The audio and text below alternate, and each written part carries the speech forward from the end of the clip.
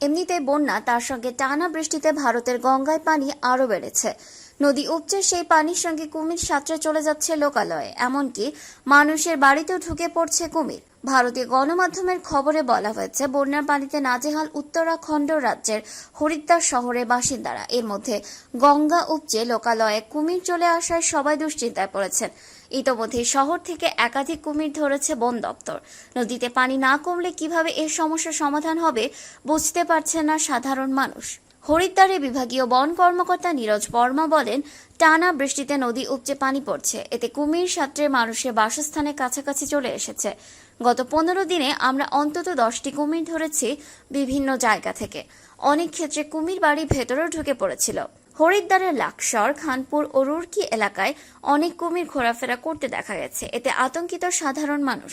খানপুর গ্রামের বাসিন্দা নরেশ কুমার বলেন, 15 জুলাই সোলানি নদীর পানি বৃদ্ধির ফলে একটি কুমির গ্রামের হরিজন বস্তির একটি বাড়িতে ঢুকে যায়। বন দপ্তর গিয়ে কুমিরটি নিয়ে যায়। খেরি মুবারকপুর এলাকার বাসিন্দা অজিত মাভি বলেন, 14 জুলাই রাতে আমার বাড়ির খুব কাছে একটি 10 ফুটের কুমির দেখতে পাই। পরদিন কুমিরটিকে ফাঁদে ফেলে ধরা হয়। হরিদ্বারের রেঞ্জ অফিসার দীনেশ নাউদিয়াল বলেন, পরিস্থিতি নিয়ন্ত্রণে আমরা একটি 20 সদস্যের র্যাপিড রেসপন্স টিম গঠন করেছি। এইরকম আরো তথ্য পেতে আমাদের চ্যানেল ইউনিফর্ম টিভির সাথে থাকুন। আর যদি সাবস্ক্রাইব না করে থাকেন তাহলে এখনই সাবস্ক্রাইব করুন আর ভিডিওটি লাইক এবং শেয়ার করুন।